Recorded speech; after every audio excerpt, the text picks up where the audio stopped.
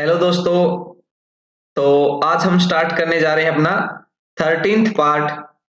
और इसको स्टार्ट करने से पहले आज हम एक क्वेश्चन लेके आए हैं आपके लिए। वो क्वेश्चन रहेगा अपना क्वेश्चन ऑफ द डे। आज का अपना ये क्वेश्चन है जिसका आंसर आपको कमेंट बॉक्स में छोड़ देना है। क्वेश्चन क्या है देखो, विच of the following is a viral disease. इनमें से कौन सी डिजीज है जो कि वायरल डिजीज है, यानी कि वायरस के द्वारा कॉज की जाती है। ऑप्शन है प्लेग, टेटनस, डेंगू या फिर मलेरिया। तो इस क्वेश्चन का आंसर जो है आपको अभी कमेंट बॉक्स में छोड़ देना है। तो चलिए स्टार्ट करते हैं आज का अपना 13th पार्ट। और सबसे पहला क्वेश्चन है, क्या है देखो, इसमें पूछा गया है if tissue is exposed to clearing agent it makes the tissue. अगर किसी भी टिश्यू को एक्सपोज करेंगे किसके साथ, क्लियरिंग एजेंट के साथ, तो वो टिश्यू को कैसा बनाने का काम करेगा। क्या वो टिश्यू को टर्बिड बना देगा, टिश्यू को ट्रांसपेरेंट वो बनाएगा, ड्राई बनाएगा, या फिर टिश्यू को सॉफ्ट करने का काम करेगा। तो जब भी हम क्लियरिंग करते हैं, क्लियरिंग एजेंट कौन सा यूज करते हैं, मोस्टली जाइलिन। जाइलिन क्या करता है, क्लियर करने का काम करता है टिश्यू को। और टिश्यू को क्लियर करने का मतलब है कि उसके अंदर जो अल्कोहल प्रेजेंट है उसको रिमूव करना है। तो अल्कोहल को रिमूव करने की प्रोसेस क्या होती है, क्लियरिंग होती है। अल्कोहल जब रिमूव हो जाती है टिश्यू से तो टिश्यू कैसा हो जाता है, अपने पास ट्रांसपेरेंट हो जाता है। तो ट्रांसपेरेंट जो अपना टिश्यू ट्रांसपेरेंट हो जाएगा कब, जब भी हम टिश्यू को क्लियरिंग एजेंट के साथ ट्रीट करते हैं या एक्सपोज करवाया जाता है। इसको आप ऐसे समझ सकते हो, मान लेते हैं आपके पास क्या है, एक गिलास है, उस गिलास के ऊपर क्या है, डस्ट पार्टिकल चिपके हुए हैं। आपने उसको क्या कर दिया, साफ कर दिया, मतलब कि उसको क्लियर कर दिया। तो क्लियर कर दिया तो गिलास कैसा हो जाएगा, अपने पास ट्रांसपेरेंट हो जाएगा। तो ट्रांसपेरेंट ग्लास को याद रखो, या फिर डायरेक्ट अपने पास क्लियरिंग जब भी की जाती है तो टिश्यू कैसा हो जाता है, ट्रांसपेरेंट हो जाता है। तो ऑप्शन बी जो है इसका सही आंसर रहेगा। नेक्स्ट क्वेश्चन क्या है देखो, विच of the following media is commonly used for fungal culture. Fungal culture के लिए कॉमनली कौन सा मीडिया यूज किया जाता है। ऑप्शंस देखते हैं क्या है, ब्लड अगार, क्लैड मीडिया, एसडीए या फिर चॉकलेट अगार। तो जो फंगल कल्चर के लिए, फंगस को ग्रो करवाने के लिए जो मीडिया यूज किया जाता है कॉमनली, वो रहेगा एसडीए। एसडीए की फुल फॉर्म भी आपको पता होनी चाहिए। तो फुल फॉर्म क्या है ये भी पता होनी चाहिए। तो इसकी फुल फॉर्म रहेगी अपने पास सेबोरोड डेक्सट्रोज अगार। क्या रहेगी, सेबोरोज डेक्सट्रोज अगार। तो ऑप्शन बी, ऑप्शन सी जो अपने पास एसडीए इस क्वेश्चन का सही आंसर रहेगा। उसके साथ साथ जो क्लैड मीडिया है इसके बारे में आपको इसकी फुल फॉर्म भी पता होनी चाहिए। इसकी फुल फॉर्म है cystine lactose electrolyte deficient media electrolyte deficient media होता है ये। फुल फॉर्म क्या रहेगी, cystine lactose electrolyte deficient media. और इसके बारे में जो इंपॉर्टेंट पॉइंट जो आपको याद रखना है, it is ideal media for urine culture. Urine culture के लिए बेस्ट मीडिया अगर आपसे पूछ लिया जाए वो क्या रहेगा, क्लैड मीडिया रहेगा। एसडीए किसके लिए यूज किया जाता है, फंगल कल्चर के लिए यूज किया जाता है। आगे बढ़ते हैं, अगला क्वेश्चन अपने पास, which of the following is not a fluorescent dye. इनमें से जो एग्जांपल दिए हैं उनमें से कौन सी फ्लोरोसेंट डाई नहीं है। ऑप्शन क्या क्या देखो, ओरामीन, रोडामीन, मिथाइलिन ब्लू या फिर कैल्कोफ्लोर।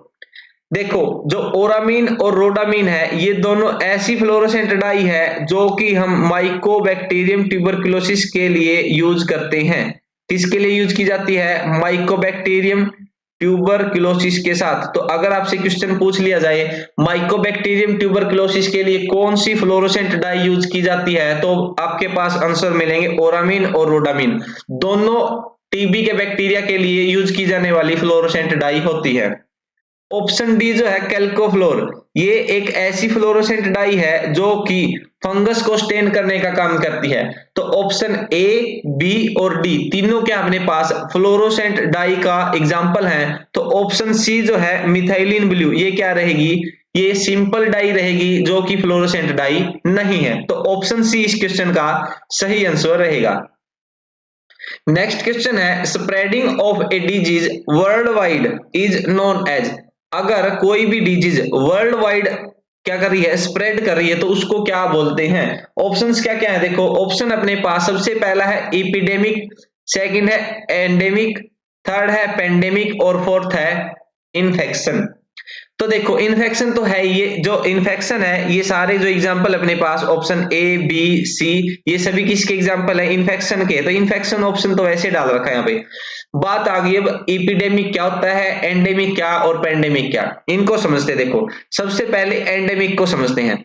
मान लेते हैं कोई एक एरिया है, कोई भी एक एरिया है अर्थ के ऊपर जहां पर कोई एक ऐसी डिजीज है जिसके कांस्टेंट केस रहते ही रहते हैं। जैसे अपने देश की अगर बात करें तो अपने यहाँ पर जो ट्यूबरकुलोसिस का इन्फेक्शन है, टीबी जो है वो क्या अपने यहाँ पे एंडेमिक है, कुछ केस यहाँ पे रहते ही रहते, कांस्टेंट रहते हैं। लेकिन अचानक से अगर किसी डिजीज के केस बढ़ने लग जाए, किसी भी डिजीज के, सिर्फ टीबी की बात नहीं हो रही, कोई भी डिजीज ऐसी है, कोई भी डिजीज हो सकती है जिसके केस इंक्रीज होने लग जाए एक पर्टिकुलर एरिया में। ये क्या अपने पास अर्थ है, अर्थ के ऊपर किसी भी पर्टिकुलर एरिया में एकदम से एक टाइम पे सडन इंक्रीज अगर हो जाए किसका, केसेस का, किसी भी डिजीज के केसेस का, तो उसको बोला जाता है इपीडेमिक। क्या बोला जाता है? इपीडेमिक। अगर एक स्पेशल एरिया को छोड़कर, पर्टिकुलर एरिया को छोड़कर पूरी अर्थ के ऊपर, पूरे वर्ल्ड के अंदर अगर केसेस इंक्रीज हो जाते हैं किसी पर्टिकुलर डिजीज के, तो उसको नाम दिया जाता है पेंडेमिक। जैसे कोरोना वायरस का जो इन्फेक्शन था अभी, वो किसका एग्जांपल था? पेंडेमिक। कुछ टाइम तक वो क्या था, पहले अपने पास कुछ टाइम के लिए वो एपिडेमिक था, क्योंकि उसके सडन इंक्रीज कहां पे हुए थे? एक पर्टिकुलर एरिया में हुए थे। लेकिन एपिडेमिक क्या हो गया? पेंडेमिक में कन्वर्ट हो गया। मतलब कि उसने क्या किया, पहले एक छोटे एरिया में अपने केस के नंबर जो है इंक्रीज किए, उसके बाद वो वर्ल्ड वाइड फैल गया। तो अपने पास पूरे संसार में फैलने की जो प्रोसेस है उसको क्या बोला है? पेंडेमिक बोला है। तो इस डिजीज को हम क्या नाम देंगे? वर्ल्ड वाइड अगर कोई डिजीज फैलती है तो उसको हम नाम देते हैं पेंडेमिक। तो आई होप इपिडेमिक, एंडेमिक और पेंडेमिक आपको क्लियर है। एंडेमिक का मतलब होता है कहीं पर कांस्टेंट केस अगर है, कांस्टेंट केसेस आते रहे किसी भी पर्टिकुलर एरिया में, उसको बोलेंगे एंडेमिक। इपिडेमिक मतलब है केस इंक्रीज हो रहे हैं एक पर्टिकुलर एक एरिया में, और पेंडेमिक का मतलब है केस इंक्रीज हो रहे हैं लेकिन कहां पर हो रहे हैं? वर्ल्ड वाइड हो रहे हैं। मतलब कि पूरे संसार में कहीं भी, कई इलाकों में अगर एकदम से इंक्रीज होते हैं तो उसको बोलते हैं पेंडेमिक। तो इस क्वेश्चन का अपना सही आंसर क्या रहेगा? ऑप्शन सी पेंडेमिक रहेगा। नेक्स्ट क्वेश्चन क्या अपने पास? Which type of safety cabinet is usually used for tissue culture. Tissue culture के लिए यूजुअली हम किस टाइप का सेफ्टी कैबिनेट यूज करते हैं? ऑप्शन है टाइप 1, टाइप 2, टाइप 3 या फिर कोई सेफ्टी कैबिनेट यूज नहीं किया जाता। तो जो टिश्यू कल्चर के लिए आपको याद रखना है वो हम यूज करते हैं टाइप 2 सेफ्टी कैबिनेट। तो ऑप्शन बी जो है इस क्वेश्चन का सही आंसर रहेगा। सेफ्टी कैबिनेट पे हम अलग से किसी दिन डिस्कस करेंगे, जिसमें हम पढ़ेंगे कि सेफ्टी कैबिनेट क्या होते हैं, कितने टाइप हैं और किस ऑर्गेनिज्म के लिए कौन सा सेफ्टी कैबिनेट यूज किया जाता है। तो इनको डिटेल में एक दिन डिस्कस करेंगे हम किसी अलग वीडियो में। तो यहाँ पे आपको याद रखना है टिश्यू कल्चर के लिए टाइप 2 सेफ्टी कैबिनेट यूज किया जाता है। नेक्स्ट क्या देखो, नेक्स्ट क्वेश्चन में पूछा गया है one of the best characteristic of neoplastic cells is. कोई भी नियोप्लास्टिक सेल अगर है उसकी एक बेस्ट कैरेक्टरिस्टिक इनमें से क्या है? ऑप्शन है, फर्स्ट ऑप्शन आपके पास लॉस ऑफ डिवीजन, सेकंड है लॉस ऑफ न्यूक्लियस, थर्ड है इंक्रीज्ड स्टिकनेस और फोर्थ है loss of cohesiveness. Neoplastic cells मतलब कि अबनॉर्मल सेल्स, अबनॉर्मल या फिर अनकंट्रोल्ड सेल्स। अनकंट्रोल्ड सेल मतलब कि कैंसर सेल्स। तो सीधा सीधा कैंसर सेल की इनमें से कौन सी प्रॉपर्टी है ये आपसे पूछा गया है। होता क्या देखो, कैंसर कोई भी सेल जब होती है, कोई भी सेल जब डिवाइड करती है तो वो क्या होती है? अंडर कंट्रोल होती है। अंडर कंट्रोल का मतलब है हमारी बॉडी में कई मैकेनिज्म ऐसे होते हैं जो कि ध्यान रखते हैं, रेगुलेट करते हैं कोई भी चीज क्या कोई भी प्रोसेस जब चलती है। यहाँ पे हमने एग्जांपल लिया है सेल के डिवीजन का। जब भी सेल डिवीजन होता है तो हमारी बॉडी के कई मैकेनिज्म ऐसे होते हैं जो उसका ध्यान रखते हैं कि वो सेल अच्छे से डिवाइड कर रही है या फिर नहीं कर रही। यहाँ पर क्या होता है देखो, और ये जो रेगुलेटरी मैकेनिज्म है उनमें एक मैकेनिज्म होता है कॉन्टैक्ट इनिबिशन का। कॉन्टैक्ट इनिबिशन का देखो क्या बताया मैंने, जब भी कोई सेल डिवाइड करती है तो हमारी बॉडी के अंदर कई प्रोसेस चलती है, कई रेगुलेटरी मैकेनिज्म चलते हैं जो कि ध्यान रखते हैं कि सेल अच्छे से डिवाइड कर रही है प्रॉपरली या फिर नहीं, या फिर कहीं पे किसी प्रोसेस में प्रॉब्लम आ रही है। तो सारा चेक आउट करने का काम कौन करते हैं, हमारे बॉडी के मैकेनिज्म करते हैं। उनमें से एक मैकेनिज्म होता है कॉन्टैक्ट इनिबिशन का। और कॉन्टैक्ट इनिबिशन का मतलब क्या है, ये देखो कोई भी सेल अगर डिवाइड करती है, मान लेते हैं ये एक सेल्स की लेयर है, ये एक लेयर है सेल की, ये जब भी डिवाइड करती है तो यहाँ पर एक कॉन्टैक्ट इनिबिशन नाम का रेगुलेटरी मैकेनिज्म होता है।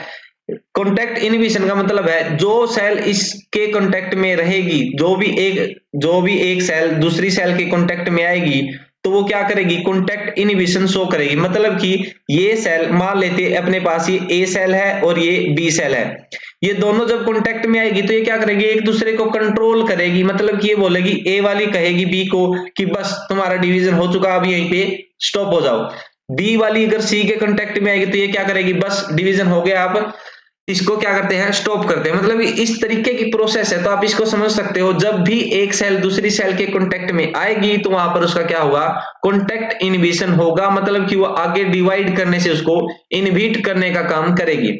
लेकिन अगर ये प्रॉपर्टी सेल की लॉस हो जाती है कॉन्टैक्ट इनहिबिशन की, तो इसमें क्या होगा, अगर ए सेल बी सेल को पहले इनहिबिट कर रही थी ग्रोथ करने से, डिवाइड करने से, तो अब ये ए सेल बी के ऊपर कोई इफेक्ट नहीं डालेगी और बी सेल क्या करेगी, डिवाइड करती रहेगी। और उसको हम बोलते हैं, वो क्या हो गया अपने पास, uncontrolled uncontrolled uncontrolled cell division हो गई। और अनकंट्रोल्ड सेल डिवीजन अगर है तो उस केस को हम बोलते हैं कि वो अपने पास क्या होगी, वो सेल कैंसर सेल में कन्वर्ट होगी, और नियोप्लास्टिक सेल भी उनको बोल सकते हैं।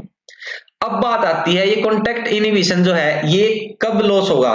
कॉन्टैक्ट इनहिबिशन की प्रॉपर्टी लॉस कब होगी, जब सेल एक दूसरे से चिपकना बंद कर देंगी। और एक दूसरे से चिपकना मतलब कि कोहेसिवनेस उनकी क्या हो जाएगी, खत्म हो जाएगी। तो ऑप्शन डी जो है अपने पास इस क्वेश्चन का सही आंसर रहेगा। जो कैंसर सेल होती है उनकी प्रॉपर्टी, जो कोहेसिवनेस की प्रॉपर्टी होती है वो लॉस्ट हो जाती है। वो सेल एक दूसरी सेल से चिपकना बंद कर देते हैं। अगर चिपकेंगे नहीं, एक दूसरे कॉन्टैक्ट में ही नहीं आएगी, तो वो क्या करेंगी, कॉन्टैक्ट इनहिबिशन की जो प्रॉपर्टी उसको शो नहीं कर सकती, उसको शो नहीं करेगी, तो वो क्या हो जाएगी, अनकंट्रोल्ड ग्रोथ करती रहेगी। तो उसको बोल सकते हैं कि उसकी जो कोहेसिवनेस होती है, चिपकने की जो क्षमता होती है, वो क्या हो जाती है, लॉस हो जाती है। तो ऑप्शन डी इस क्वेश्चन का सही आंसर रहेगा। नेक्स्ट क्वेश्चन है, air flow in safety cabinet is measured by using. अगर कोई सेफ्टी कैबिनेट है उसके अंदर एयर फ्लो जो होता है उसको मेजर करना है, तो उसको मेजर करने के लिए इनमें से कौन सा इंस्ट्रूमेंट आप यूज कर सकते हो। ऑप्शन है अनीमोमीटर, ऑप्शन बी है टैकोमीटर, सी है ओडोमीटर और ऑप्शन डी है एमीटर। तो ये कौन से इंस्ट्रूमेंट किसके लिए यूज किया जाता है आपको पता होना चाहिए। तो अनीमोमीटर अपना इस क्वेश्चन का सही आंसर रहेगा, जो कि सेफ्टी कैबिनेट के अंदर एयर फ्लो मेजर करने के लिए यूज हम कर सकते हैं। टैकोमीटर हमने पढ़ा था, जो सेंट्रीफ्यूज होता है, जो सेंट्रीफ्यूज है उसकी रोटेशन स्पीड को मेजर करने के लिए हम क्या करते हैं, टैकोमीटर का यूज करते हैं। ओडोमीटर क्या होता है, अपने कार के अंदर लगा होता है और ये डिस्टेंस को मेजर का काम करता है। डिस्टेंस को मेजर करने का काम कौन करता है, ओडोमीटर करता है। एम मीटर जो होता है वो क्या करता है, करंट को मेजर करने का काम करता है। तो एम मीटर करंट मेजर करता है, ओडोमीटर डिस्टेंस मेजर करता है कि कोई भी गाड़ी कितने किलोमीटर चली है, वो अपने पास ओडोमीटर होता है। टैकोमीटर अपने काम का वो क्या करता है, सेंट्रीफ्यूज की रोटेशनल स्पीड को मेजर करने के लिए यूज किया जाता है। और अनीमोमीटर एयर फ्लो को मेजर करने के लिए यूज किया जाता है। तो ऑप्शन ए इस क्वेश्चन का सही आंसर रहेगा। नेक्स्ट क्वेश्चन है which one is important constituent of vitamin B12। Vitamin B12 का इनमें से एक इंपॉर्टेंट हिस्सा कौन सा एलिमेंट रहेगा? ऑप्शन है कॉपर, कोबाल्ट, मैग्नीशियम या फिर जिंक। जो अपने पास विटामिन B12 है इसका दूसरा नाम होता है कोबालामीन। क्या होता है? कोबालामीन। और कोबालामीन के अंदर जो सेंट्रल एटम होता है वो किसका होता है? कोबाल्ट का होता है। तो कोबाल्ट, ऑप्शन बी जो है इस क्वेश्चन का सही आंसर रहेगा। विटामिन B12 के अंदर कौन सा एलिमेंट पाया जाता है? कोबाल्ट पाया जाता है। यही पूछा था कि अपने पास विटामिन B12 का कॉन्स्टिट्यूएंट इनमें से कौन है, तो कोबाल्ट रहेगा। नेक्स्ट क्वेश्चन है oral rehydration therapy. Oral rehydration therapy is commonly used to treat. ORT जो है जिसको हमने बोला है ओरल रिहाइड्रेशन थेरेपी, ये किसको ट्रीट करने के लिए यूज की जाती है? ऑप्शन है टाइफाइड, कोलेरा, टेटनस या फिर शुगर।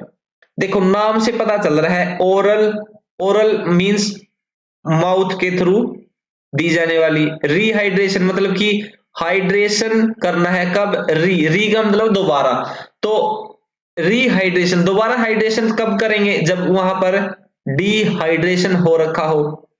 डिहाइड्रेशन, डिहाइड्रेशन मतलब कि पानी की कमी हो जाना। डिहाइड्रेशन कब होगा? जब आपको वोमिटिंग होगी या फिर आपके पास डायरिया की कंडीशन अगर है तो वहां पे क्या होगा? डिहाइड्रेशन देखने को मिलेगा। तो डिहाइड्रेशन को ट्रीट करने के लिए ओरल सब्सटेंस जब दिए जाते हैं तो उसको हम बोलते हैं ओरल रिहाइड्रेशन थेरेपी। इसमें आपने सुना होगा जब भी किसी को डायरिया की कंडीशन होती है तो हम बोलते हैं कि इसको ORS का घोल आप पिला सकते हो। ORS का घोल जो पिलाते हैं वो क्या होता है अपने पास? ओरल रिहाइड्रेशन सॉल्यूशन होता है। और उसको दिया क्यों जाता है? रिहाइड्रेशन करने के लिए। तो रिहाइड्रेशन कहां पर करते हैं? जहां पर डिहाइड्रेशन होगी। तो अब आपको देखना कि इन चारों कंडीशन में से डिहाइड्रेशन कहां पर देखने को मिलेगी। तो जो कोलेरा है वहां पर हमको डिहाइड्रेशन मेनली देखने को मिलती है। विब्रियो कोलेरा क्या कॉज करता है? कोलेरा डिजीज कॉज करता है। तो ऑप्शन बी जो है अपने पास इस क्वेश्चन का सही आंसर रहेगा। कुछ एक और बैक्टीरियल स्पीसीज भी हैं जो डिहाइड्रेशन करवाने का काम करती हैं, लेकिन कॉमनली जो हम पढ़ते हैं, मेनली जो पढ़ते हैं ज्यादातर, वो क्या रहता है अपने पास? इनमें से कोलेरा आपको देखने को मिलेगी। कोलेरा डिजीज में डिहाइड्रेशन होती है और उसको ट्रीट करने के लिए हम क्या करते हैं? ओरल रिहाइड्रेशन थेरेपी का यूज करते हैं।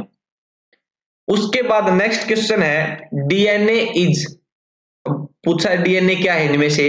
DNA is negatively charged and present in nucleus. DNA is positively charged and present in nucleus. DNA is double stranded helical structure found in all organism except bacteria. DNA is either single और double stranded found in bacterial cells only. तो देखो एक एक option को हम क्या करेंगे? यहाँ पे एलिमिनेट करेंगे। सबसे लास्ट से चलेंगे हम। यहाँ पे लिखा है डीएनए सिंगल स्टैंडर्ड भी हो सकता है, डबल स्टैंडर्ड भी हो सकता है, ये बात ठीक है। लेकिन यहाँ पर लिखा कि ये जो डीएनए है सिर्फ और सिर्फ कहां पर मिलेगा? बैक्टीरियल सेल में। तो ऐसा तो है नहीं कि सिर्फ और सिर्फ बैक्टीरिया में ही डीएनए मिलता है। तो ऑप्शन डी अपने पास क्या हो गया? गलत हो गया। डीएनए जितने भी ऑर्गेनिज्म है, आरएनए वायरसेस को छोड़कर मोस्टली ऑर्गेनिज्म में डीएनए पाया जाता है। उसके बाद ऑप्शन सी जो है वहां पर लिखा है डबल स्ट्रैंडेड हेलिकल स्ट्रक्चर है डीएनए, जो कि हर एक ऑर्गेनिज्म में पाई जाती है एक्सेप्ट बैक्टीरिया। ये भी गलत है क्योंकि बैक्टीरिया के अंदर भी डीएनए देखने को मिलता है। उसके बाद ऑप्शन ए और बी जो है वहां पर लिखा है प्रेजेंट इन न्यूक्लियस। ये बात इनकी ठीक है कि न्यूक्लियस में प्रेजेंट होता है, इस बात से आप भी सहमत हैं। तो अब पॉइंट क्या बच गया कि डीएनए नेगेटिवली चार्ज है या फिर पॉजिटिवली चार्ज है। तो डीएनए जो होता है, डीएनए के ऊपर नेगेटिव चार्ज प्रेजेंट होता है। और नेगेटिव चार्ज होता किसकी वजह से है? फॉस्फेट ग्रुप की वजह से होता है। जो फॉस्फेट ग्रुप प्रेजेंट होते हैं डीएनए के स्ट्रक्चर में, उनकी वजह से डीएनए के ऊपर नेगेटिव चार्ज होता है। और ऑप्शन ए इस तरीके से अपना इस क्वेश्चन का सही आंसर रहेगा। DNA is negatively charge and present in nucleus. DNA negative charge होता है और जब ये न्यूक्लियस के अंदर प्रेजेंट होता है तो ये किसके साथ बाइंड करता है, हिस्टोन प्रोटीन के साथ, जो कि बेसिक नेचर की रहेगी और पॉजिटिव चार्ज उसके ऊपर रहेगा। डीएनए नेगेटिव चार्ज रहेगा और उसका नेचर क्या रहेगा, एसिडिक रहेगा। तो ये पॉइंट भी आपको याद रखने हैं। डीएनए नेगेटिवली चार्ज है, एसिडिक नेचर का है और प्रेजेंट होता है न्यूक्लियस में। डीएनए बाइंड करता है किसके साथ, हिस्टोन नाम की एक बेसिक प्रोटीन के साथ, जिसके ऊपर चार्ज कैसा देखने को मिलेगा, पॉजिटिव देखने को मिलेगा। नेक्स्ट क्वेश्चन है 251, sensitivity is calculated by using. जो सेंसिटिविटी हम यूज करते हैं अपने, देखो कोई भी अगर अपना टेस्ट होता है लैब के अंदर, उसकी कुछ एक सेंसिटिविटी होती है और कुछ ना कुछ स्पेसिफिसिटी होती है। तो यहाँ पे पूछा गया है सेंसिटिविटी अगर किसी टेस्ट की कैलकुलेट करनी है तो उसको हम क्या यूज करके कैलकुलेट कर सकते हैं। ऑप्शन है ट्रू पॉजिटिव और फॉल्स नेगेटिव, ट्रू नेगेटिव और फॉल्स पॉजिटिव, ट्रू पॉजिटिव और ट्रू नेगेटिव, फॉल्स पॉजिटिव और फॉल्स नेगेटिव। जिसने कभी सेंसिटिविटी को नहीं पढ़ा या फिर यही नहीं पता कि ट्रू पॉजिटिव क्या है, फॉल्स नेगेटिव क्या है, ट्रू पॉजिटिव क्या है, ट्रू नेगेटिव क्या है, मतलब ये चार टर्म बेसिकली होती है। चार टर्म कौन कौन सी, true positive, true negative, false positive और फॉल्स नेगेटिव। अगर आपको इन चारों टर्म ही नहीं पता तो आप इस क्वेश्चन का जवाब नहीं दे सकते। और उससे पहले आपको पता होना चाहिए कि सेंसिटिविटी क्या होती है। हमने एक वीडियो में सेंसिटिविटी और स्पेसिफिसिटी को एक एक पॉइंट करके क्लियर समझा हुआ है। स्पेसिफिसिटी और सेंसिटिविटी इन दोनों को एक वीडियो में कवर किया है मैंने, और इनको अच्छे से समझाया कि सेंसिटिविटी क्या होती है, स्पेसिफिसिटी क्या होती है, कैसे कैलकुलेट की जाती है, और किसी भी डायग्नोस्टिक टेस्ट की एग्जांपल के साथ हमने समझा है कि कितनी सेंसिटिविटी होगी जब उसके रिजल्ट को हम एनालाइज करेंगे।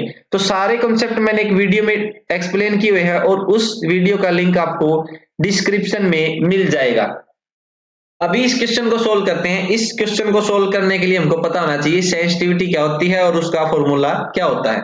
तो सेंसिटिविटी होती है किसी भी टेस्ट की एबिलिटी कैसी ability, to detect true positive को डिटेक्ट करने की एबिलिटी किसी टेस्ट की जो रहेगी उसको नाम दे दिया जाता है सेंसिटिविटी। सेंसिटिविटी को कैलकुलेट करने के लिए एक तो जरूरत पड़ेगी अपने पास ट्रू पॉजिटिव की और दूसरी जरूरत पड़ेगी फॉल्स नेगेटिव की, क्योंकि जो सेंसिटिविटी को कैलकुलेट करने का फॉर्मूला रहेगा उसमें रहेगा sensitivity is equal to true positive divide by true positive plus false negative. ये फॉर्मूला आपको याद रखना है सेंसिटिविटी के लिए, true positive divide by true positive plus false negative. इसको अच्छे से अगर समझना है तो आप डिस्क्रिप्शन में जो लिंक दिया गया उस वीडियो को अच्छे से एक बार समझ लें और एक कोई एग्जांपल लेके उसको सोल्व कर लें। तो सेंसिटिविटी और स्पेसिफिसिटी का कोई भी डाउट आपके मन में नहीं रहेगा अगर आपने उस वीडियो को अच्छे से समझ लिया। इस क्वेश्चन के लिए अपना सही आंसर क्या रहेगा, ऑप्शन ए रहेगा। नेक्स्ट क्वेश्चन है, देखो इसमें पूछा है Sakaguchi reaction is specific for which of the following group of protein. कोई भी प्रोटीन जगह है उसमें किस ग्रुप के लिए स्पेसिफिक होती है कौन, साकागुची रिएक्शन। तो सबसे पहली बात, साकागुची रिएक्शन किसके लिए है, प्रोटीन के लिए है। प्रोटीन में किसके लिए है, तो ये होती है प्रोटीन में आर्जिनिन के लिए। जो आर्जिनिन नाम का अमीनो एसिड रहेगा, आर्जिनिन नाम का अमीनो एसिड रहेगा, उसको डिटेक्ट करने के लिए साकागुची रिएक्शन यूज की जाती है। और ये स्पेसिफिक है किसके, एक पर्टिकुलर ग्रुप की। तो अब हमको पता करना है कि आर्जिनिन के अंदर ऐसा कौन सा ग्रुप है जिसके लिए स्पेसिफिक होती है अपनी साकागुची रिएक्शन। ऑप्शन देखो क्या क्या है, ऑप्शन दिए गए हैं guanidine group, phenol group, carboxyl group या फिर फॉस्फेट ग्रुप। ऑप्शन ए जो है इस क्वेश्चन का सही आंसर रहेगा। जो आर्जिनिन है उसके अंदर ग्वेनिडिनो नाम का ग्रुप पाया जाता है और उसी के लिए जो साकागुची रिएक्शन है स्पेसिफिक मानी जाती है। तो option A is the right answer. ये जो अमीनो एसिड के अंदर ग्रुप होते हैं वो भी हमने अपनी एक वीडियो में डिस्कस किए हैं। जैसा कि आपको पता है, हम बायोकेमिस्ट्री की सत्यनारायण बुक को लाइन टू लाइन कवर कर रहे हैं। उसमें हमने कहां तक पढ़ लिया, 4th चैप्टर चल रहा है अपना वहां पे, और अमीनो एसिड के क्लासिफिकेशन तक हम पढ़ चुके हैं। अमीनो एसिड के क्लासिफिकेशन तक हम कवर कर चुके हैं, 4th चैप्टर तक हम जा चुके हैं। उसमें हमने पढ़ा था कि कौन से अमीनो एसिड के अंदर कौन सा स्पेसिफिक ग्रुप मिलता है। तो मैंने वहां पे बताया था कि ये ग्रुप आपको ध्यान में रखने, क्योंकि इनके ऊपर क्वेश्चन पूछे जा सकते हैं। जैसे अभी यहाँ पे पूछा है कि ग्वेनिडीन ग्रुप के लिए कौन सी रिएक्शन यूज की जाती है, या कौन सी ये साकागुची रिएक्शन किस ग्रुप के लिए यूज की जाती है। तो ये इंपॉर्टेंट पार्ट रहेगा। तो मैं आपसे सजेस्ट करूंगा कि आप अमीनो एसिड के 4-5 ग्रुप है मेनली, उनको जरूर याद कर लें। आगे बढ़ते हैं, नेक्स्ट क्वेश्चन अपने पास।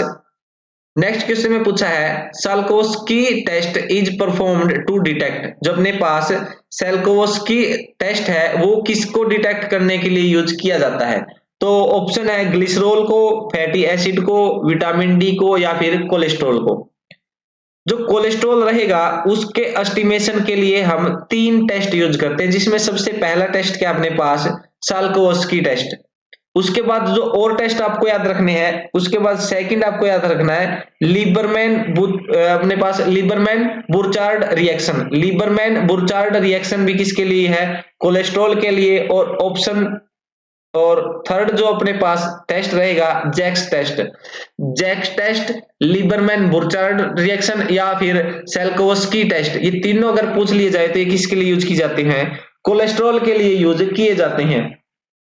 ये तीनों ये जो तीनों टेस्ट के नाम है ये आप अभी अपने नोटबुक में जरूर नोट करें, क्योंकि कई बार आप इनको स्किप कर देते हो, छोड़ देते हो। तो तीनों टेस्ट पता होना चाहिए। आपसे ऐसा ही पूछ सकते हैं कि कौन सा टेस्ट इनमें से कोलेस्ट्रॉल के लिए यूज नहीं किया जाता, और 3 ऑप्शन आपको दिए जाए, पहला साल्कोवस्की, सेकंड लीबरमैन बुर्चार्ड रिएक्शन, और तीसरा जैक्स रिएक्शन। तो 4th ऑप्शन जो मिलेगा वो उस क्वेश्चन का सही आंसर रहेगा। तो जरूरी आपको पता होना चाहिए कि कोलेस्ट्रॉल के लिए कौन कौन से टेस्ट यूज किए जाते हैं। नेक्स्ट क्वेश्चन है the enzymes of beta oxidation are found in. जो बीटा ऑक्सीडेशन के एंजाइम्स होते हैं वो कहां पर प्रेजेंट होते हैं, कहां पर पाए जाते हैं। ऑप्शन है माइटोकॉन्ड्रिया में, साइटोसोल में, गोल्जी अपरेटस में, या फिर न्यूक्लियस में। बीटा ऑक्सीडेशन जो होता है फैट का वो कहां पर होता है, माइटोकॉन्ड्रिया में। अगर माइटोकॉन्ड्रिया में बीटा ऑक्सीडेशन होता है तो उसके एंजाइम्स भी माइटोकॉन्ड्रिया में ही प्रेजेंट होते हैं। तो ऑप्शन ए जो है इस क्वेश्चन का सही आंसर रहेगा। नेक्स्ट क्वेश्चन अपने पास, यूरोबिलिनोजन जो है वो बनता है कहां पर। Urobilinogen is formed in the gall bladder, liver, spleen, या फिर इंटेस्टाइन। यूरोबिलिनोजन जो बनता है ये बनता है अपने पास इंटेस्टाइन में। जो बिलिरुबिन है, बिलिरुबिन कन्वर्ट होता है यूरोबिलिनोजन में। कहां पर, यूरोबिलिनोजन के अंदर कन्वर्ट होता है। और ये यूरोबिलिनोजन फर्दर कन्वर्ट हो सकता है किसके अंदर, यूरोबिलिन के अंदर, या फिर स्टेरकोबिलिन के अंदर भी ये कन्वर्ट हो सकता है। अगर ये यूरोबिलिन के अंदर कन्वर्ट होता है तो ये यूरिन के थ्रू पास आउट होता है, और यूरिन की कैरेक्टरिस्टिक जो कलर रहेगा वो किसकी वजह से होता है, यूरोबिलिन की वजह से ही होता है। स्टेरकोबिलिन जो होता है अपने पास ये स्टूल के थ्रू पास आउट होता है, और स्टूल का जो ब्राउन कलर रहेगा वो किसके लिए यूज रहेगा, किसकी वजह से रहेगा, तो वो स्टेरकोबिलिन की वजह से रहेगा। अपने पास यूरोबिलिनोजन यहाँ पे पूछा था कहां बनता है, तो ये बनता है अपनी इंटेस्टाइन के अंदर। तो ऑप्शन डी इस क्वेश्चन का सही आंसर रहेगा। नेक्स्ट क्वेश्चन है in blood copper is mainly present in association with.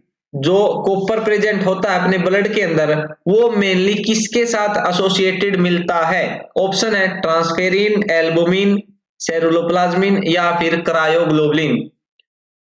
Copper से बाइंड करने वाली एक फेमस प्रोटीन जिसका नाम है सेरुलोप्लाज्मिन।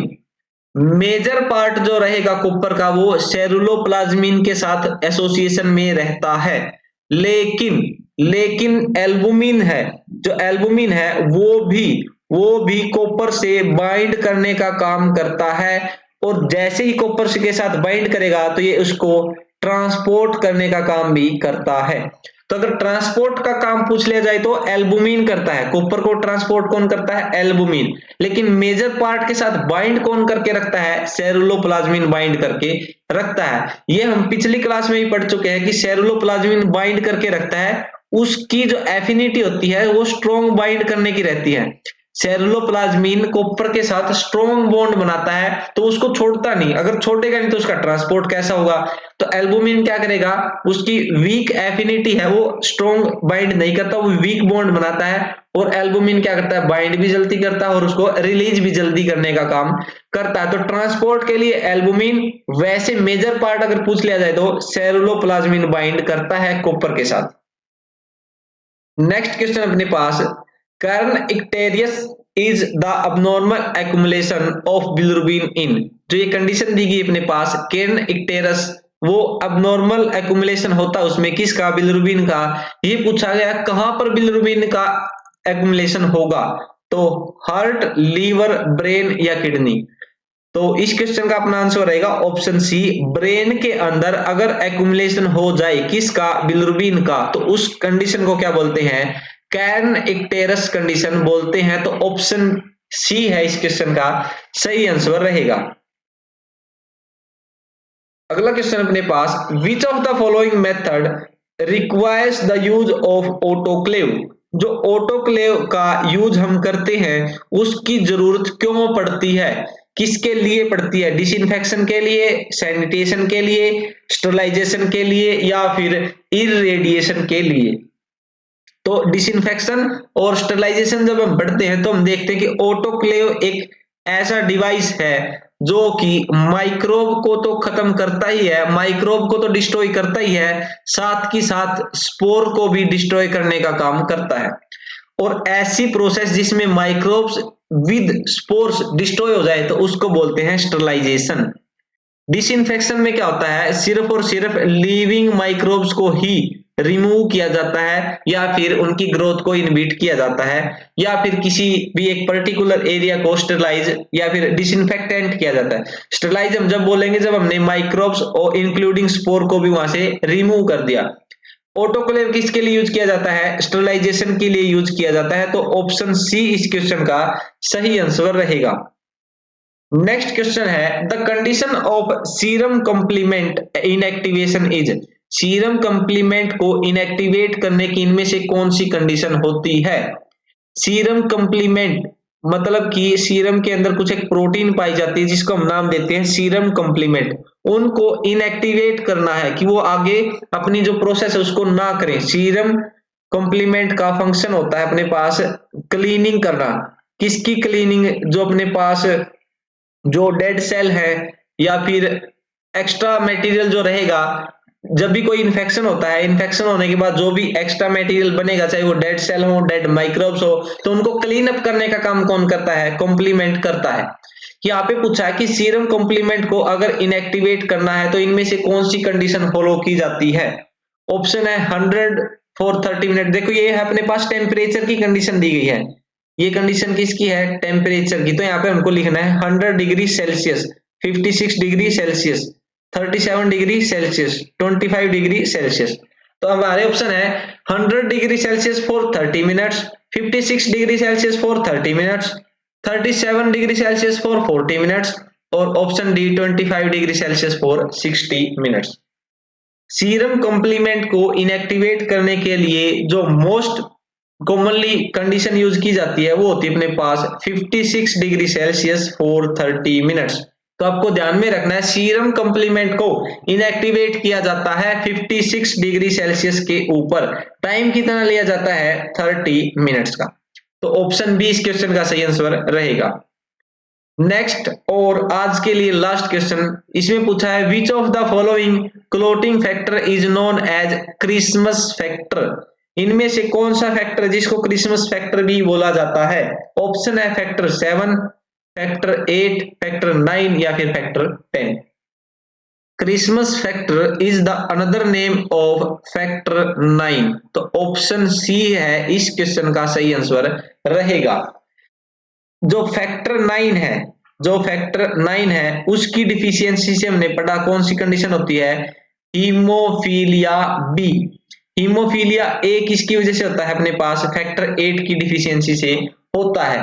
तो ऑप्शन सी इस क्वेश्चन का सही आंसर रहेगा। क्रिसमस फैक्टर जिसको बोला जाता है, किसको बोला जाता है, फैक्टर 8, फैक्टर 9 को बोला जाता है क्रिसमस फैक्टर।